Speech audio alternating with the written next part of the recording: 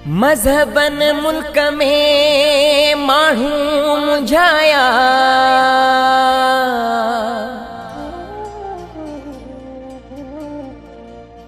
मज़हबन मुल्क में माण्हू मुंझाया।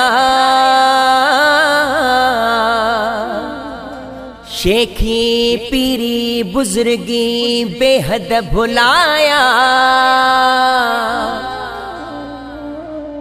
के निवड़ियो निमाज़ूं पढ़न किन मंदर वसाया। सचल ओनो की नवाया अकुल वारा इश्क जे। इंसान जी दुनिया में इंसान पयो गोलिया, इंसान जी दुनिया में इंसान पयो गोलिया। हर को हिते मोमिन शैतान पयो गोलिया। इंसान जी दुनिया में इंसान पयो गोलिया, इंसान जी दुनिया में इंसान पयो गोलिया। हर को हिते मोमिन शैतान पयो गोलिया। इंसान जी दुनिया में इंसान पयो गोलिया।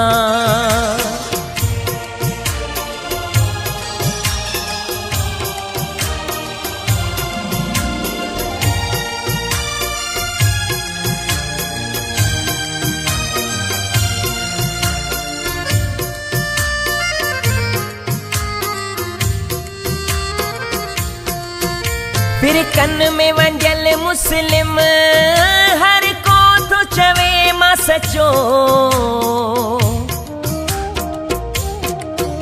फिर कन में वंजल मुस्लिम हर को तो चवे मां सचो।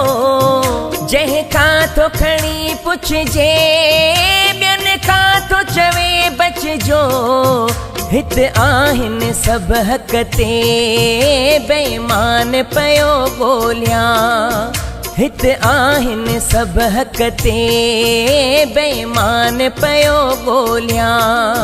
हर को हिते मोमिन शैतान पयो गोलिया। इंसान जी दुनिया में इंसान पयो गोलिया। इंसान जी दुनिया में इंसान पयो गोलिया।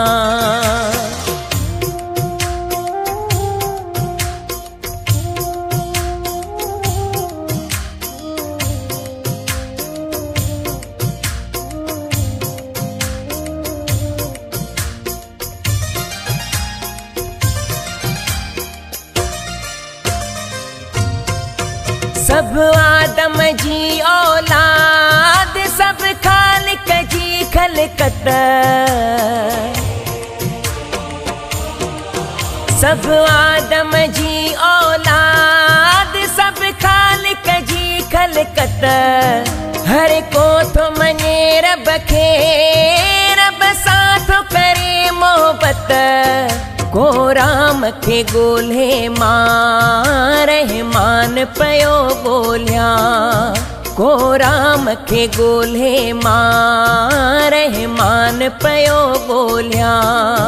हर को हिते मोमिन शैतान पयो गोलिया। इंसान जी दुनिया में इंसान पयो गोलिया। इंसान जी दुनिया में इंसान पयो गोलिया।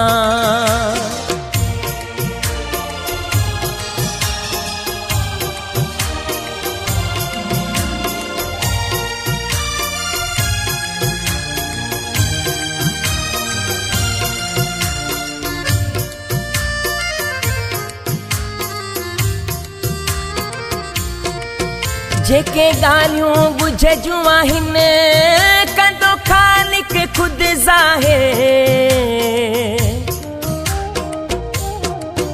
जेके ॻाल्हियूं बुझजूं आहिनि कंदो ख़ालिक ख़ुदि ज़ाहिर। महशर जो ईंदो मैदान कर शाहिद तंहिंजी फिक्र जेको राह हकीकी दसे मेहरबान पयो ॻोल्हियां जेको राह हकीकी दसे मेहरबान पयो ॻोल्हियां हर को आहे हिते मोमिन शैतान पयो ॻोल्हियां इंसान जी दुनिया में इंसान पयो ॻोल्हियां इंसान जी दुनिया में इंसान पयो ॻोल्हियां हर को आहे हिते मोमिन शैतान पयो ॻोल्हियां इंसान जी दुनिया में इंसान पयो ॻोल्हियां इंसान जी दुनिया में इंसान पयो ॻोल्हियां।